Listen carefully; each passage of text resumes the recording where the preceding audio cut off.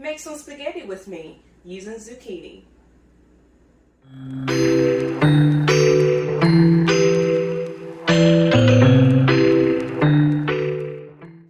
Hi, welcome back to my channel. I'm meal prepping for the week, and one of my meals I want to do this week is spaghetti. Now, I love spaghetti, but I hate the amount of calories that comes with it because of the pasta. So one day I was thinking, how can I make spaghetti that tastes good without the calories? So I decided to start using zucchini as my pasta instead of the noodles. It's great, it's baked, it smells yummy. Every time I make it, my coworker wants to know what it is and they can have some, so it's very delicious. So let me show you how to make it, just in case you want to add it to your menu for the week. First, let me show you what I picked up from Aldi for my meals for this week and let you know what I'm having. Here, starting off for my breakfast, I'm going to make myself a quiche with this turkey kielbasa, spinach, and some peppers and onions. For my dinner, well, my lunch is going to be salmon, probably some garlicky green beans, and some sweet potato that I will cook in the air fryer. Then for dinner, which is what I'm going to show you, is my zucchini spaghetti. We have our zucchini, peppers, bag of frozen onions, my lean ground beef. You can use ground turkey, ground chicken, you can use Beyond Meat, whatever protein you like, you can use it. I also have a can of diced tomatoes, and I have crushed tomatoes just to make my sauce. Now, I prefer making my own sauce with crushed tomatoes because I find you can tailor it to your taste, and you can cut out a lot of those unwanted calories. And if you want, you can top yours with some shredded cheese. I prefer sharp. Here is my fruit for the week. I have bananas and I have my grapes. And for one of my snacks this week, I picked up some roasted garlic hummus, and it's so good, y'all. Oh my god, it's one of my favorites. So that's what I'm having for the week. I have a lot of cooking to do. Alright, the first thing you need to do is to go ahead and preheat your oven to 350. That's usually where I bake most things on. I think that's just standard. So 350. And in my pan, I sprayed it with some organic extra virgin olive oil spray. Whatever spray you like. If you want to use oil, have at it. But this is usually my choice of oil. And only thing that's in the pan right now are the diced onions and the green pepper. Now, I love green pepper, so if you don't like green pepper, you don't have to put as much. If you don't want to put any at all, that's your business. But here, I like green peppers. And to that, get it nice and hot. I'm just gonna stir it around some. I just turned the pan on, so it's not really that hot yet. But I like to just go ahead and put in my veggies first. And as soon as that starts to go in, I will show you putting in my ground beef and what seasoning I will use. Alright, so now that my peppers and onions are going, I'm about to add in my ground beef. I got it from Aldi.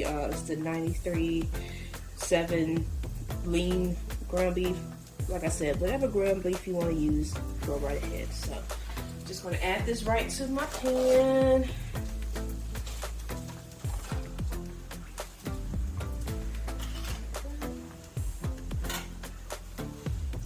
Break it up some.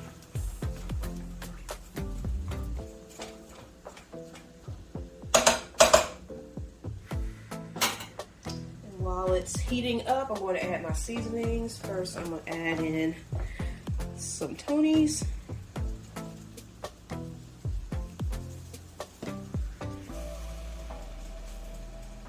I don't use any measurements, obviously. So is it tahine, to whatever, I'm adding this.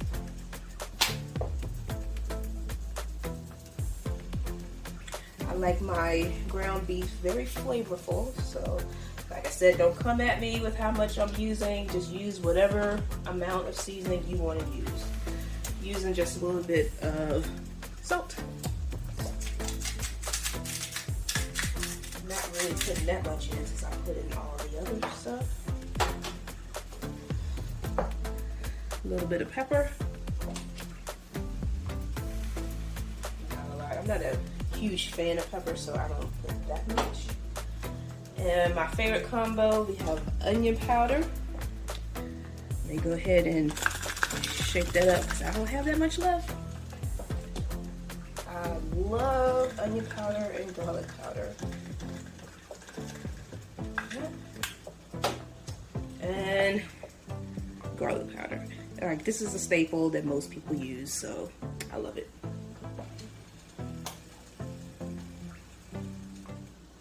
And I love garlic, so I tend to use quite a bit. Let's see, let me look at my cabinet. I'm just going to go ahead and add the rest of my Italian seasoning here.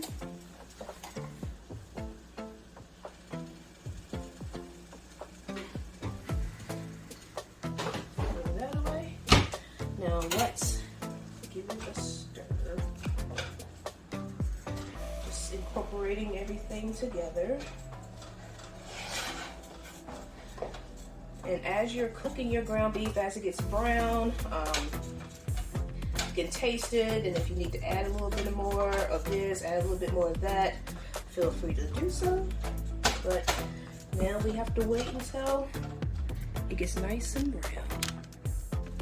All right, as you can see and probably hear, my ground beef is nice and brown. So let's go ahead and start working on the sauce. Now, every time I make this, probably make it a little different each time. It just depends on what my mood and what I have. But basically, like I said, I take a can of crushed tomatoes. Like I said, I prefer crushed tomatoes instead of regular pasta sauce because those tend to be higher in sugar and calories. So let's just make our own. It's not that hard.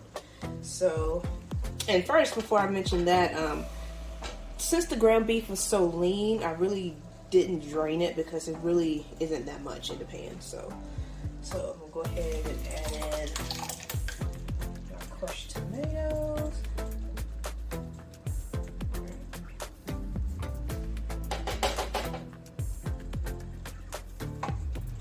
Alright, so it looks like I need my second can in there. So excuse me for reaching over, y'all. But add in second can. Oh, it splatters everywhere, so you will have to clean up after.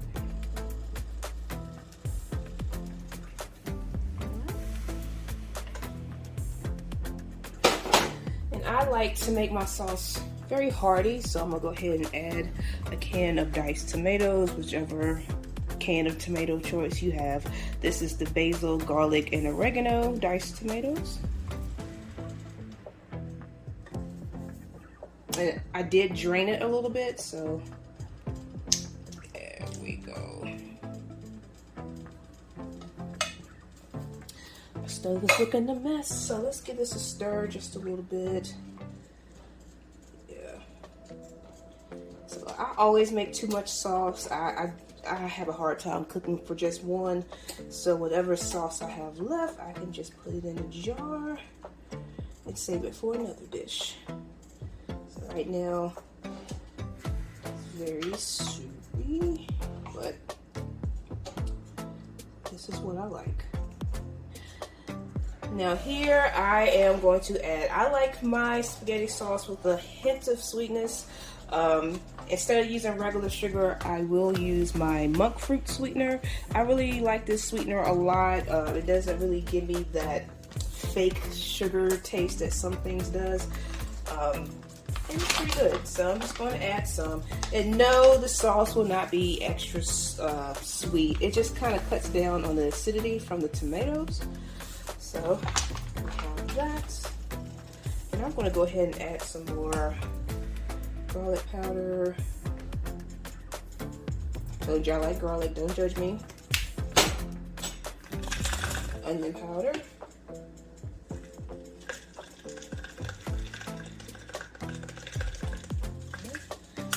Again, let's stir this up and see what we have going. Stir it up thoroughly.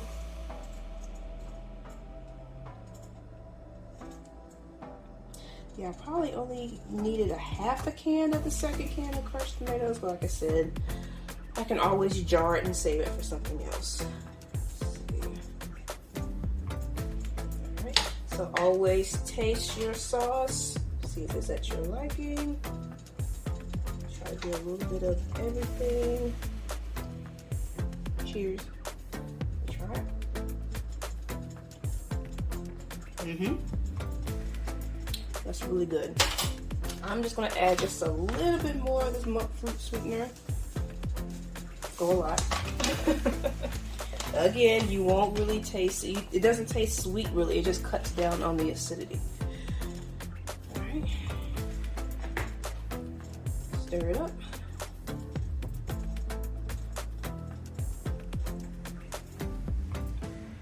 And I'm gonna turn my stove down to simmer because I don't want it to cook too high because you know it's going to start popping everywhere. And I just don't want to deal with that cleanup. Again, I'm also going to add a little more garlic powder because why not?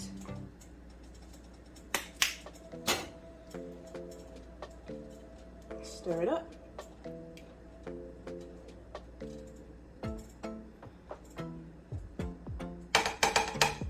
Alright, so now I'm going to cover and let it simmer. And while that's simmering, I'm going to prep my zucchini and I will show you how I spiral mine. Alright, so now we're ready for our zucchini. I purchased this spiralizer probably a year or two ago from Amazon. Very inexpensive. You can order one, or if you really want to be lazy, you can just buy the frozen zucchini that's already spiraled. But I will say I find that those tend to be a little bit too mushy for my liking, which is why I prefer to spiralize them myself. This comes with several different blades. This one's the spaghetti blade. Then we have a flat blade, but the blade I'm using today is for fettuccine. So let me show you how this works. So you place it down, and then there's a suction cup, but since I'm a lefty, I have to work this backwards. So I have to turn it around and then flip the switch here to secure it in place. And so that way I can spiralize it. So here are my zucchini. I bought the 3-pack from Aldi.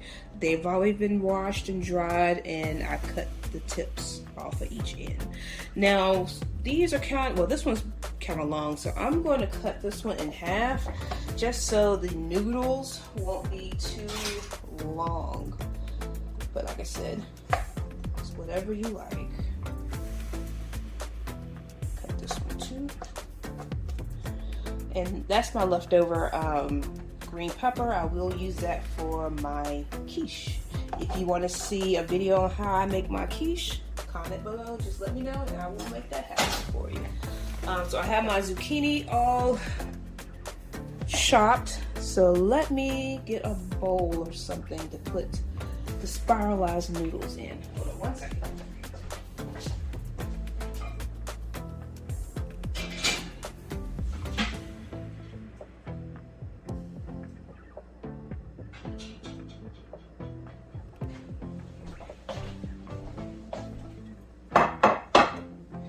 Here is my stone pan that I will use to bake my spaghetti.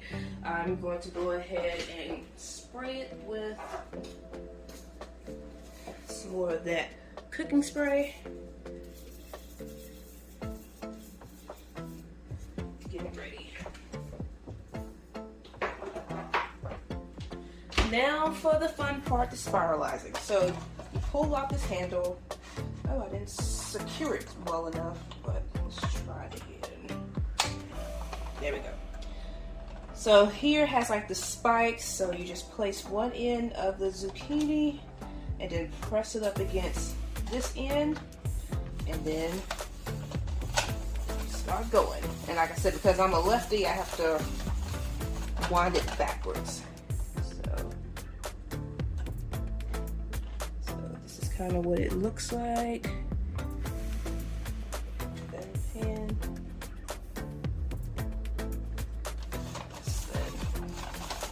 Don't want to bore you, but I always find this process to be the most fun. Something about it is just so satisfying to me.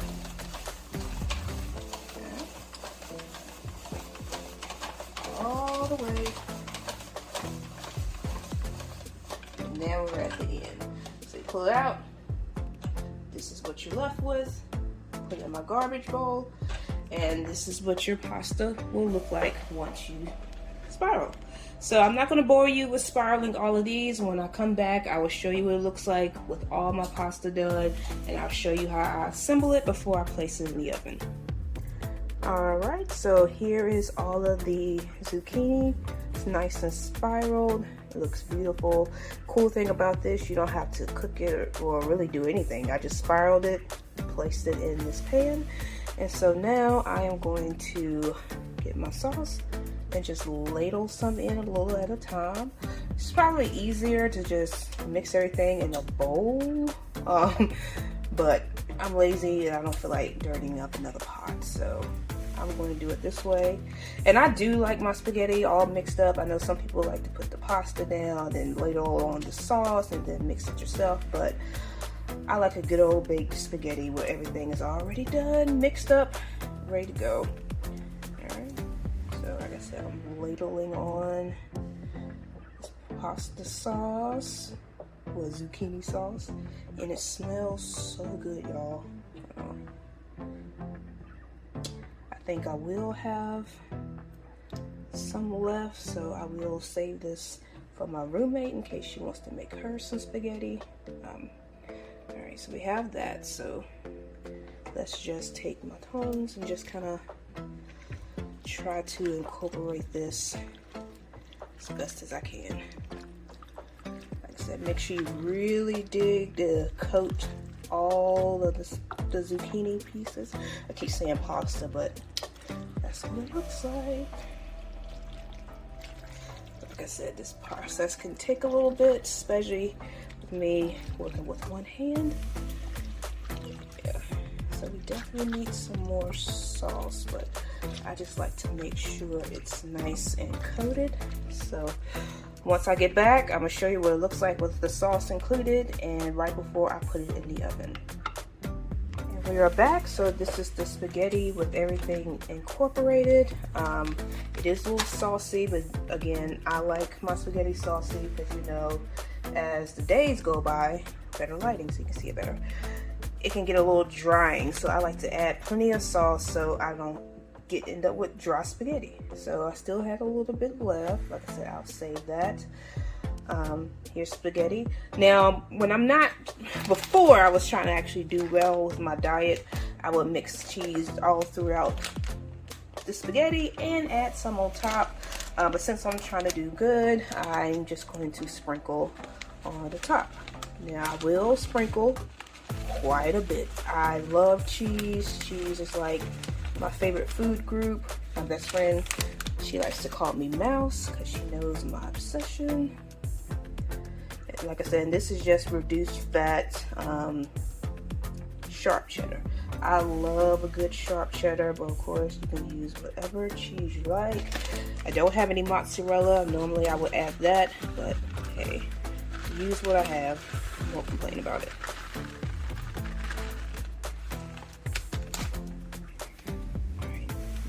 Cheese is nice and distributed, and my hands are clean, and plus I'm the only one eating this, so